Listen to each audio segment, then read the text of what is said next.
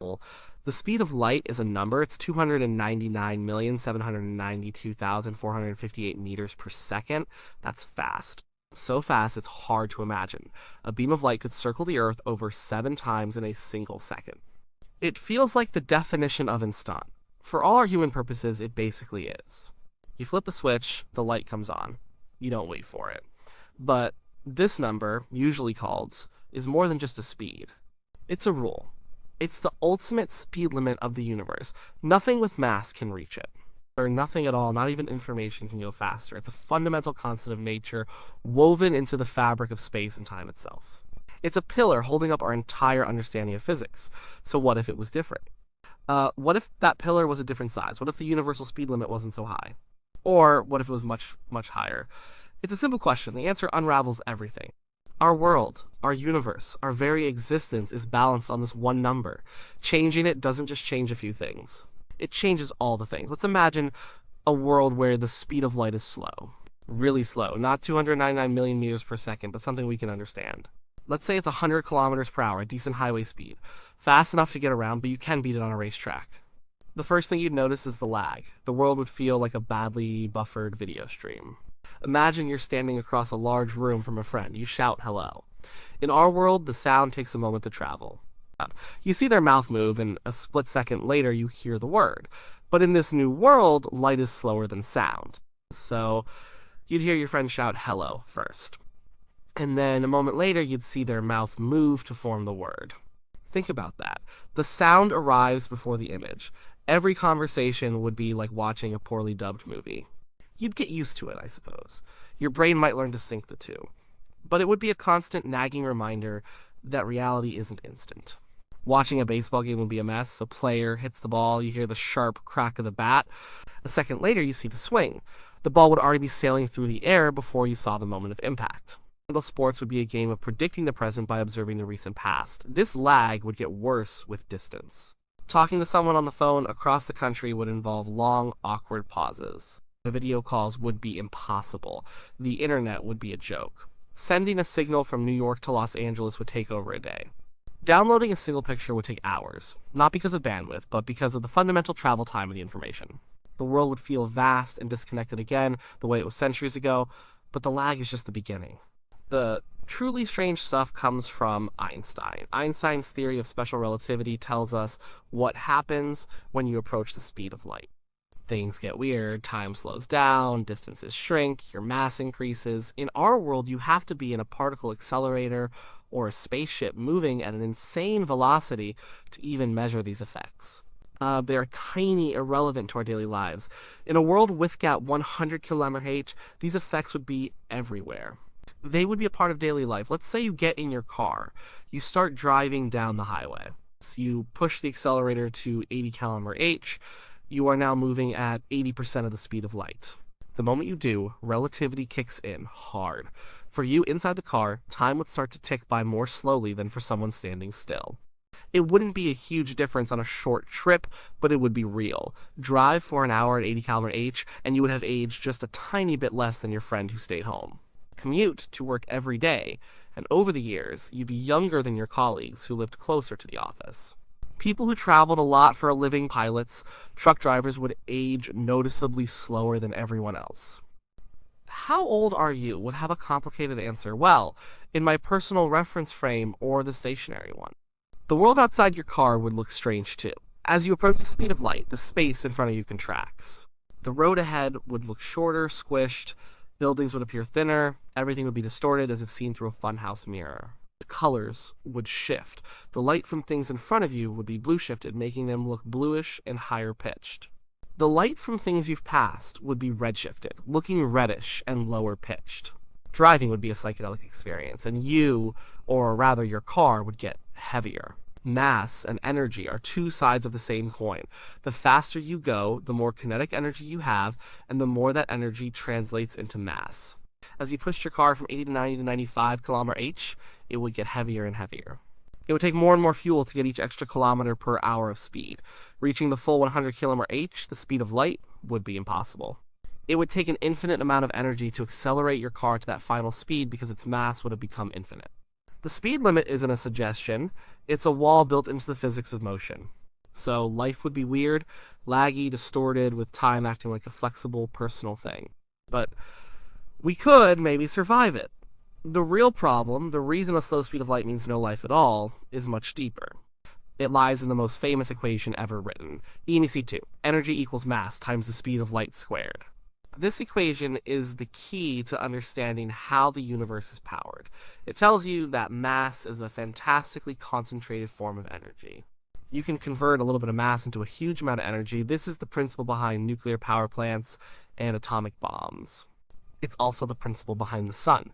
Our sun, and every star in the sky, is a massive nuclear fusion reactor. In its core, under immense pressure and heat, it fuses hydrogen atoms together to make helium. In this process, a tiny bit of the original mass is lost. It doesn't disappear, it is converted directly into energy according to EMC2. That energy is what we see as sunlight and feel as heat. Now, look at the equation again, EMC2. The amount of energy you get, E depends directly on C2. In our universe is a huge number, 299,792,458. So C squared is an absolutely colossal number. That's why a tiny bit of mass can release a devastating amount of energy in a bomb, or why the sun can burn for billions of years. But in our slow light world, is small. 100 kmh is about 28 meters per second. So C squared is a tiny number, less than 800. In our world, C squared is about 90 quadrillion. That's a big difference. With such a small, the EMC2 equation would be pathetic. Converting mass into energy would yield almost nothing. It would be an incredibly inefficient process. This means the sun wouldn't work. The fusion reactions at its core would fizzle. They wouldn't release enough energy to push back against the sun's own immense gravity. The sun would never have ignited in the first place. It would have collapsed under its own weight into a dead lump of hydrogen. The sky would be dark. The universe would be cold. No stars means no heat, no light. It also means no heavy elements, like every atom in your body heavier than hydrogen, the carbon, the oxygen, the iron E, was forged inside a star that lived and died long ago. Stars are the factories of the universe. Without them, the periodic table would stop at hydrogen, maybe some helium. There would be no planets, no rocks, no water, no chemistry as we know it. So a slow speed of light doesn't just make video calls laggy. It makes existence impossible. The universe would be a cold, dark, simple soup of hydrogen gas forever. And even if by some miracle stars could form, life would still have another more fundamental hurdle. The very nature of matter would be different. The world of chemistry and atoms is governed by electromagnetism. How an electron behaves in its orbit around an atom's nucleus is determined by the interplay of electrical forces. The speed of light is not just the speed of light, it's the speed of electromagnetism. It's the speed at which an electric or magnetic field can propagate through space. Physicists have another important number called the fine structure constant. You can think of it as the fundamental strength of the connection between matter and light. It dictates how tightly electrons are bound to atoms. This constant depends on a few things, including the charge of the electron and, you guessed it, the speed of light. If you change t, you change the fine structure constant. With a much slower constant, this constant would be much larger. This would mean the electromagnetic force would be, in effect, much stronger. Electrons would be bound incredibly tightly to their atomic nuclei. So tightly, in fact, that chemical bonds, the sharing of electrons between atoms, would be almost impossible. Atoms would be selfish, isolated units, unwilling to interact. Without chemical bonds, you can't build molecules. No water molecules H2O, no carbon dioxide CO2, no complex chains of carbon that form the basis of life. No DNA, no cells, no life. So a universe with a slow speed of light is a dead one. It's a non-starter, it's dark, cold, and chemically inert. Nothing interesting would ever happen. Now let's flip the question. What if the speed of light was different in the other direction? What if it were much faster? Let's say it was nearly infinite. Our first impressions would be positive. The cosmic lag would be gone. Signals would be effectively instantaneous. We could have real-time conversations with astronauts on Mars. The entire solar system would feel like a local network. The universe would feel smaller, more connected. The strange effects of relativity would all but disappear. Time dilation and length contraction would only become noticeable at ridiculously, impossibly high speeds. You could never get there. The universe would behave in a simple, predictable Newtonian way. No more weirdness with clocks and rulers. But once again, the real consequences are hidden in the physics. And once again, we turn to EMC2. If c is nearly infinite, then c squared is a number so large it's hard to write down. This flips the previous problem on its head. Now, converting mass into energy is terrifyingly efficient. A tiny microscopic amount of mass would release a catastrophic amount of energy. Let's go back to the sun. In its core, fusion turns hydrogen into helium, converting mass into energy.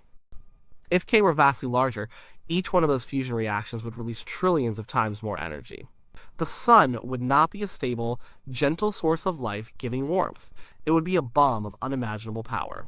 The moment fusion began, the star would detonate in an explosion that would tear it to shreds. Star formation itself would be impossible. A collapsing cloud of gas would ignite and immediately explode. The universe wouldn't be filled with long-lasting stars, but with the short, violent flashes of failed ones. It would be a cosmic shooting gallery, a place of constant galaxy-sized explosions. The universe would be fantastically bright, violent, and short-lived. It would burn through all its fuel in an instant and then be dark forever. This universe would be too energetic, too unstable for life. There would be no stable stars to warm planets for billions of years. There would be no safe, quiet corners for complex life to slowly evolve. It would be a place of pure, chaotic violence. And again, even if you could find a quiet spot, the problem of chemistry would return. We have to look at that fine structure constant again. A much faster seek would make this constant much smaller. The electromagnetic force would be incredibly weak. Electrons would be held only loosely to their atomic nuclei. They would be easy to strip away. Atoms would barely be able to hold onto their electrons. Chemical bonds would be so weak and fragile that any complex molecule would fall apart if you looked at it funny. The DNA, a long, complex, and fragile molecule, would never form. Or if it did, the slightest bit of heat would cause it to break apart into its constituent atoms. In this universe, matter would be flimsy. The line between a solid, a liquid, and a gas would be blurry. Complex structures would be impossible to maintain. A universe with a near infinite speed of light would be a hot, bright, chaotic mess, followed by a cold, simple, and empty void. There would be no chemistry, no complexity, no life, so we find ourselves in a strange position. If the speed of light were much slower, the universe would be too sluggish. It would lack the energy to do anything interesting. Stars wouldn't light up, complex atoms wouldn't be made, chemistry wouldn't work. The universe is a dark, cold, boring failure. If the speed of light were much faster, the universe would be too energetic. It would be violently unstable. Stars would blow up as soon as they formed. Chemistry would be too weak to build anything complex. The universe is a bright, hot, chaotic failure. It seems that the value of K, this specific number of 299,792,458 meters per second, is just right. It's part of a delicate balance. It's slow enough that MEC2 doesn't cause stars to instantly explode. But it's fast enough that MC2 provides enough energy to power those stars for billions of years, allowing them to create the elements needed for life. It's in a sweet spot that also allows the fine structure constant to have the value it does. A value that makes the electromagnetic force strong enough to form stable atoms and robust molecules, but not so strong that it prevents them from interacting, sharing electrons, and building the complex structures of life. The speed of light we have is the one that allows for interesting chemistry. It allows for things to happen. This is sometimes called the fine-tuning argument. It's the observation that many of the fundamental constants of nature, like the speed of light, seem to be set at just the right values to allow for a complex, interesting universe that can contain stars, planets, and people. If you change any of them, even by a little bit, the whole thing falls apart. Like, why is it this specific value? We don't really know. Some scientists think it might be a coincidence. If there are countless universes, a multiverse, each with different physical laws and constants, then we would, by definition, find ourselves living in one of the few where the laws allowed us to exist. We are here asking the question, so the answer must be that the constants in our universe are compatible with our existence. It's not special, it's just selection bias. Others wonder if there might be a deeper theory, one that explains why these constants have to be the values they are. A theory work isn't just a random number, but an inevitable consequence of some more fundamental principle we haven't discovered yet. The speed of light itself isn't truly fundamental on its own. It emerges from two other properties of empty space: how well a vacuum permits electric fields and how well it permits magnetic fields. C is what you get when you relate these two values. So to chain code, you'd have to change the very nature of what we consider to be empty space. You'd be changing the operating system of the universe. What's clear is that the number is not arbitrary.